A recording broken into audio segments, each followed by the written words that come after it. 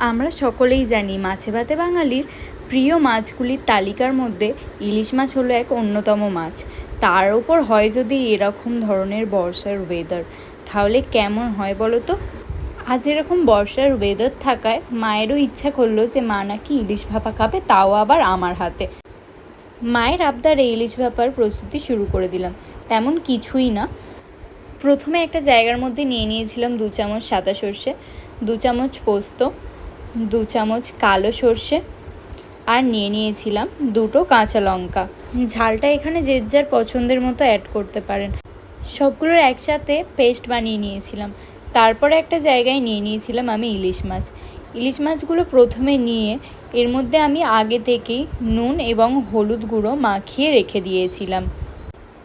নুন এবং হলুদ গুঁড়ো মাছটাতে ভালো করে মাখিয়ে বেশ কিছুক্ষণ রেখে দেওয়ার পর আমি নিয়ে নিয়েছিলাম একটা স্টিলের কন্টেনার। স্টিলের কন্টেনারটা নিয়ে আমি তার মধ্যে মাছগুলো একে একে দিয়ে দিয়েছিলাম। মাছগুলো দেওয়ার পর আমি তার মধ্যে আগে থেকে যে পেস্টটা বানিয়ে রেখেছিলাম এর মধ্যে পুরোটা দিয়ে দিয়েছিলাম। দিয়ে ভালো করে মাছটার মধ্যে মিশিয়ে নিতে হবে যাতে মাছটা ভালোভাবে পুরোটা কভার হয়ে যায়। আচ্ছা বলো তো, তোমাদেরও কাদের পছন্দের মাছ হচ্ছে ইলিশ মাছ, তাও আবার যদি হয় এরকম বর্ষার ওয়েদারে।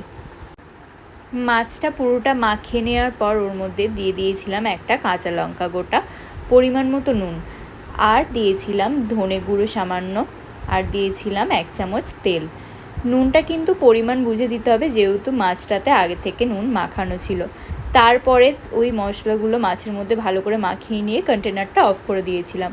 আর এদিকে দেখো একটা জায়গার মধ্যে আগে থেকেই আমি জল গরম করতে বসিয়ে দিয়েছিলাম। জলটা বেশ কিছুক্ষণ গরম হয়ে যাওয়ার পর আমি কন্টেনারটা ওই জলটার মধ্যে দিয়ে 15 মিনিটের জন্য দিয়ে দিয়েছিলাম এটা মিডিয়াম ফ্লেমে গ্যাসটাকে রেখে ফুটতে। 15 মিনিট বাদে খুলে দেখলাম যা স্মেল এলো, গরম গরম ভাতের সাথে পরিবেশন করলাম ইলিশ ভাপা। তোমরা সবাই একবার ইলিশ ভাপাটা ট্রাই করে দেখো এরকম প্রসেসে। আশা করছি তোমাদেরও খুব ভালো লাগবে।